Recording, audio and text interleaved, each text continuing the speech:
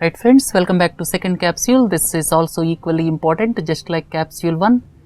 Donald John Trump, the 45th president of USA, just like Brexit, here also nationalistic tendencies, then nativistic tendencies, anti-globalization tendencies are quietly evident, especially in the manufacturing belt of United States of America and other small towns and cities.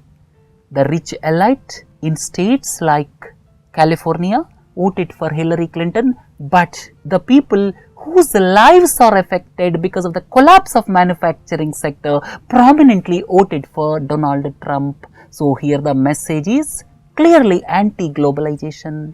Then if you look at United States of America, it is one of the oldest democracies, and India and USA are the world's largest democracies.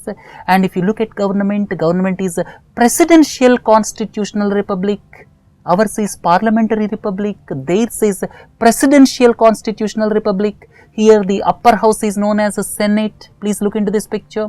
The lower house is known as House of Representatives. The two put together is known as United States Congress.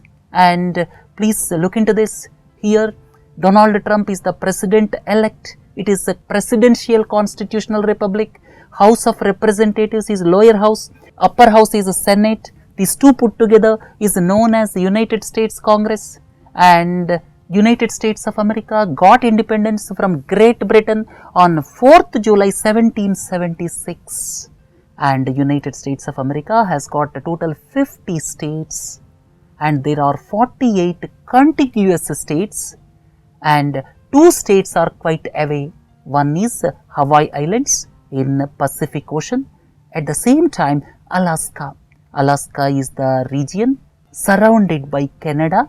And at the same time, if you cross Bering Strait, you reach Russia. So USA across Bering Strait has got a border with Russia. And capital of USA is Washington DC. This is not part of any state. And 72% of the population are predominantly whites. Asians constitute 5% of the population. And if you look at other aspects, it is the world's largest economy if you look at from the nominal GDP perspective. And please don't forget, if one considers on PPP basis, China comes first. But if one considers on a nominal basis, USA comes first. Per capita income is around $57,000 per capita. It is the 6th in the world. Currency is dollar, first president is Washington, largest city is New York, and Human Development Index also it is in 8th position. Population is 32 crores. It is the 1/4 of India's population, and the new president elect Donald John Trump belongs to Republican Party, and don't forget Barack Obama belongs to Democratic Party, and the new vice president elect is Mike Pence. Right? And why United States of America is so important? United States of America became attractive all over the world because of its easy immigration policies. There is a difference between immigrant. If a person is leaving one country, then for that particular country, he is immigrant. And if a person is coming to another country, he will be immigrant in that country. So because of easy immigration policies, this country became attractive all over the world. And at the same time, world-class educational institutions. At the same time, top-notch research and development facilities made America as the world-class innovation hub. And please don't forget, Microsoft, Amazon, Facebook, Google, all home to United States of America. And famous educational institutions like MIT, Stanford University, Caltech, these are some examples. These are in United States of America, and the most important aspect is endowments to educational institutions resulted in top class research. If a person after coming out of college, if he earns lot of money, then part of the money is donated to the educational institution, that is endowments. The culture of endowments to educational institutions resulted in top class research without any government intervention, and capitalistic form of governance resulted in substantial wealth creation in the country. And during Cold War era, that means after the World War II, it represented one pole, and capitalistic countries rallied behind United States of America, whereas the socialistic countries rallied behind the then USSR. And during the second half of 20th century, United States of America became top class defense manufacturing hub. Please look into these pictures. These are all manufactured in United States of America. P-8 Poseidon, at the same time Apache helicopters, Chinook helicopters. These are all manufactured in United States of America. During second half of 20th century, USA became defense manufacturing hub. In recent times, due to the extraction of shale oil, dependence on Gulf oil reduced drastically. That is the reason why America is not caring much about Saudi Arabia. And in 21st century, resurgence of China.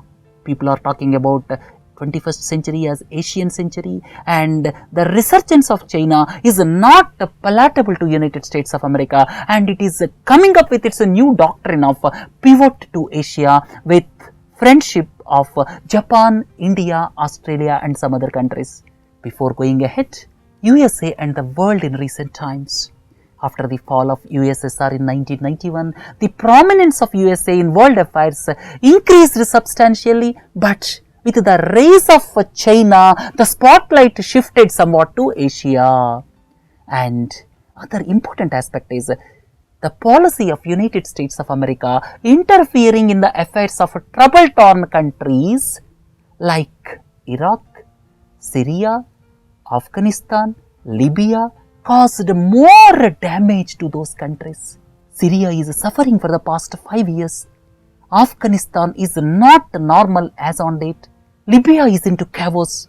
Iraq is destabilized a lot for the past several years.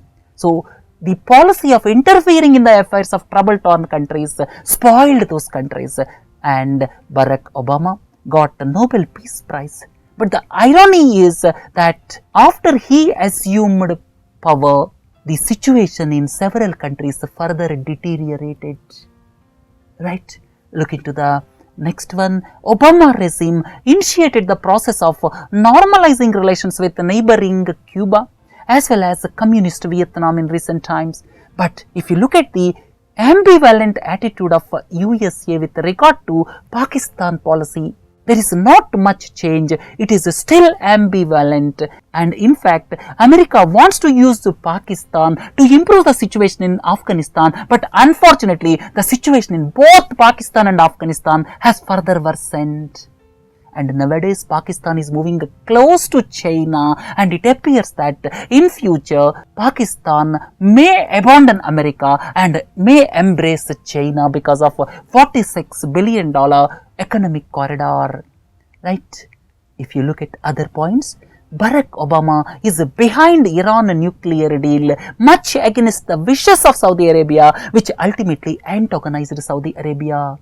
And Barack Obama is behind the historic Paris Climate Pact, which came into force on 4th November 2016, and to contain the rise of China, USA is frantically trying to give impetus to pivot to Asia with the help of Japan, India, Australia and other like-minded countries.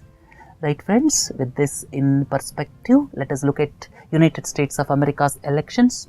Elections are held in United States of America once in 4 years, and any president can be there only for 2 terms. Barack Obama is completing his second tenure. He is the 44th US president. He belongs to Democratic Party. Donald John Trump is the 45th president-elect. He belongs to Republican Party. And these are the 58th presidential elections. And these are based on electoral votes, not on popular vote. Electoral votes. As I have already told you, USA has got 50 states, and in any state, whoever gets majority of the mandate will get all the electoral votes in that particular state. And total it has got 538 electoral votes, and the candidate who gets 270 electoral votes will be elected.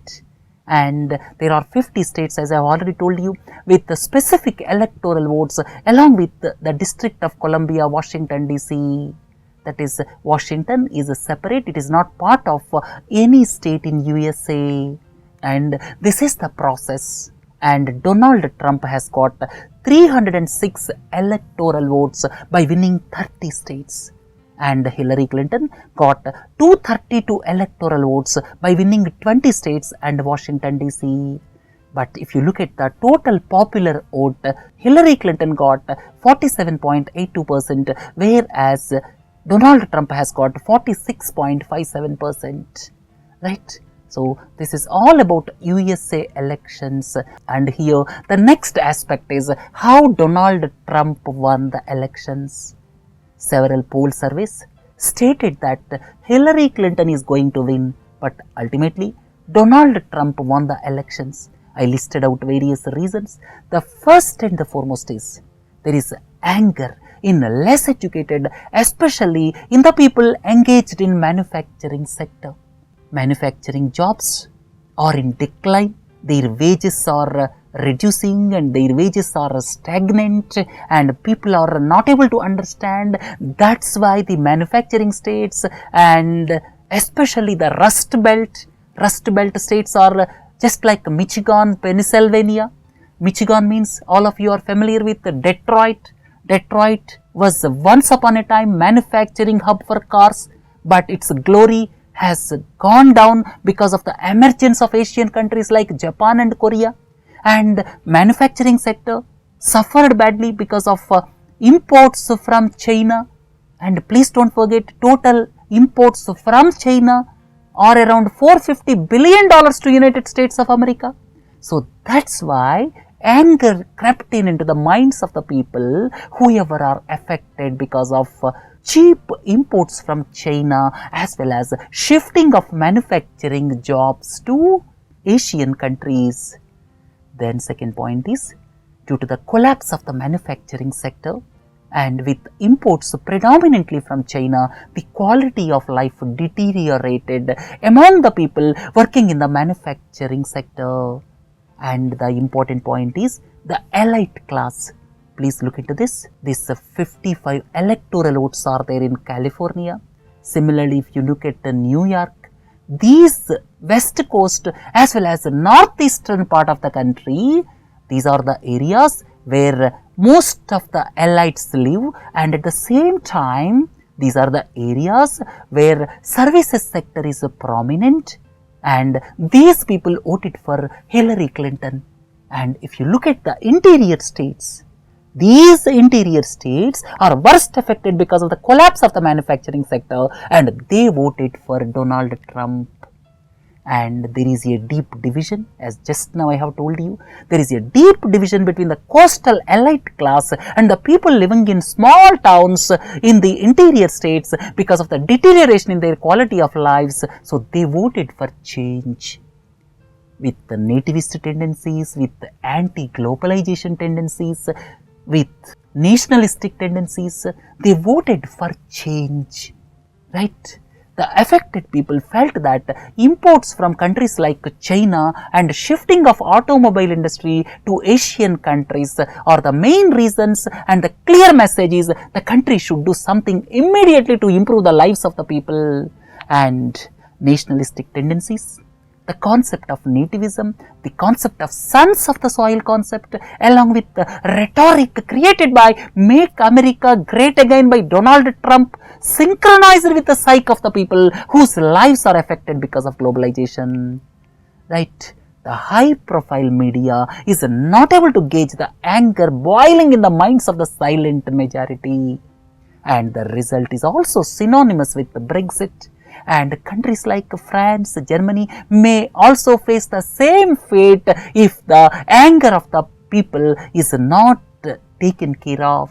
Then the victory is more about change of the present system of governance. So The people, whoever are affected, they want change, they want jobs for them, they want a better life for them, they want manufacturing sector to flourish, they want imports to stop, they want migration to stop. So these are the clear messages given in the American elections. And what will happen to the world now? It is not clear what type of policies Donald Trump will follow. The heat generated during the election debate may subside in due course of time, but the most important aspect is he talked about several aspects. I listed out here. Only time can say whether he is going to stick to these election promises. I listed out here. Let us go through one by one briefly. Abandoning Paris Climate Agreement, then abandoning Trans-Pacific Partnership. This is the grouping of 12 countries. Abandoning North American Free Trade Agreement between Mexico, USA and Canada. Tough stance on immigration. What steps he will take? If he takes a tough stand on immigration, India also will be affected. Imposing high tariffs on Chinese goods, basically to improve manufacturing sector in United States of America. During the election debate, he promised that he will impose high tariffs on Chinese goods. So far, the policy of USA and Pakistan is ambivalent. Now, let us see how Trump will craft the policies as far as Pakistan and Afghanistan is concerned. The future of NATO, Trump is not in favor of maintaining the security of other European countries at the cost of Americans.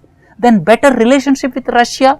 Let us wait and see if better relationship takes place with Russia, then what will happen to Russia-China axis. Then change in viewing West Asia from American perspective.